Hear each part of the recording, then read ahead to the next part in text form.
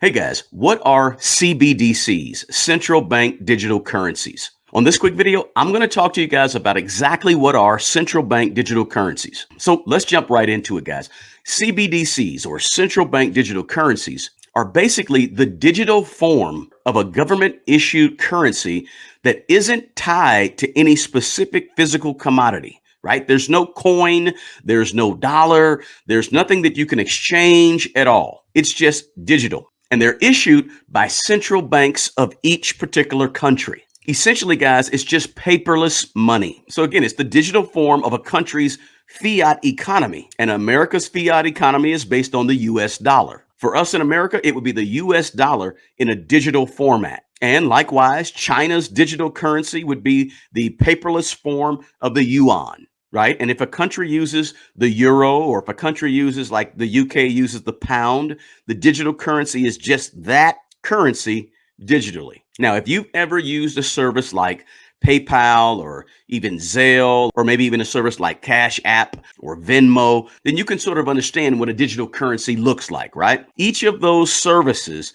they use a digital form of the US dollar. Now, again, this is going to be done not by a private company like PayPal or Cash App, but by the federal government. Whatever your government is in your country, they're going to be the ones that's going to be issuing and managing and running this digital currency. Every country has a central bank, right, that manages the money and controls the money through some type of monetary policy. And they're basically there, typically, what they say, to sort of ensure that the money that's being spent in the country for international affairs, day-to-day transactions, whatever it may be, is all going to be stable. That's what they say. They're there for stability, right? And to make sure prices don't get out of control, right? And that's what they claim. That's what central banks in every country claim that they do. Now, our central bank in America is called the Federal Reserve System, the Federal Reserve Bank. And our Federal Reserve System is made up of 10 districts throughout the country.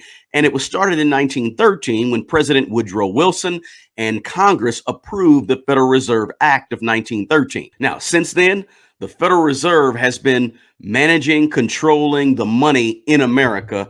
And just so you know, guys, the Federal Reserve is not federal government, right? That's two separate things. America's Federal Reserve acts in unison with the federal government, right? They're in cahoots with the federal government, but it's a separate corporation, guys. It's a for-profit, separate corporation. It's not a non-for-profit. It's not a government entity, so to speak. It is a separate corporation with assets and liabilities. Our Federal Reserve, right now, they have about $8.6 trillion in assets on their books, and they try to reduce that number to slow the economy down, or they'll try to pump money into the economy by adding assets to their books, right? They do all, that's another piece that they use to sort of manipulate their monetary policy, or at least enforce their monetary policy into the American economy. Right? Or they'll try to manipulate interest rates, right? The federal funds rate, which is the rate that banks charge one another for overnight lending. They'll try to manipulate that, bring that down, add to that, increase the interest rates or lower the interest rates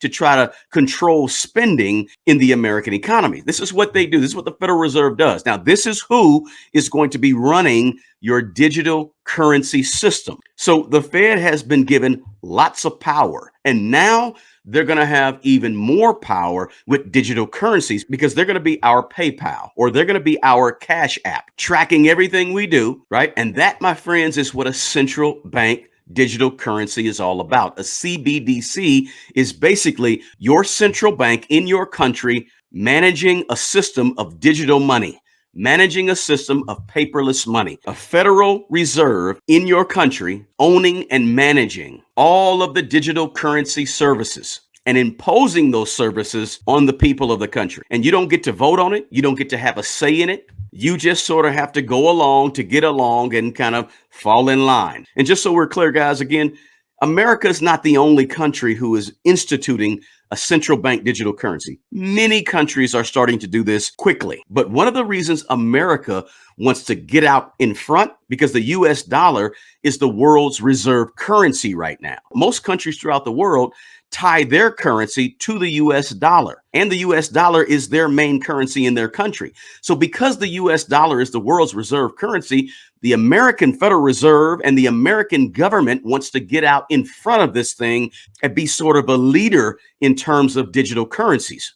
But hey, there's pilot projects underway in many countries throughout the world regarding central bank digital currencies. Now, I have a lot of problems. I have a lot of questions about this whole thing. And frankly, you should too, right? You can't hide digital currency under the mattress, right? You can't secretly keep a stash of digital currency on the side in case something goes wrong, right? You can't do that like you did with dollars or coins or whatever for the last 1,000 or 2,000 years or so, right? Your money is going to be out of your hands. Your money is going to be in the cloud somewhere, not in your control. So there's a lot of questions and problems I have about this whole thing, guys. Now, check out this video right here where I dig into the major problems with digital currencies, the major problems for everyday average American citizens, the problems that I have and you should have. They're major. There's government imposed restrictions that could happen on your money.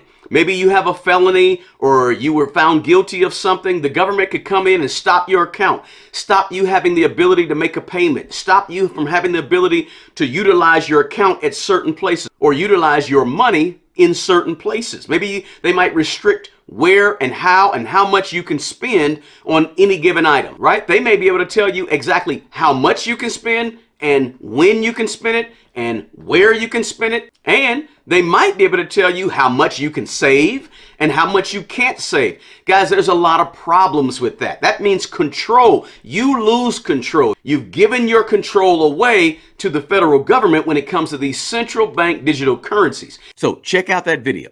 We should all be very concerned about losing this level of control with our money, because this will basically infringe on your personal financial rights and your personal financial freedoms. Check that video out. I'm going to link it in the box below as well. So I just wanted to introduce central bank digital currencies to you guys to explain to you exactly what they are. Please do me a favor, smash the like button below. Subscribe to the channel if you're not already a subscriber. Drop me a comment below. I want to hear from you. I want to know what you think about central bank digital currencies. Did you know what they were before you watched this video? And what is your thought process on them? Do you think they're good, bad, or do you really not care? What is your take? I want to know. Let's keep this conversation going in the comments below. Hey guys, I offer one-on-one financial mentoring and coaching. If you're looking to grow your current income by adding multiple streams of income, or you want to maximize the current income that you have and get the most out of your money right now, or simply become a better manager of your money, a better steward over your current finances,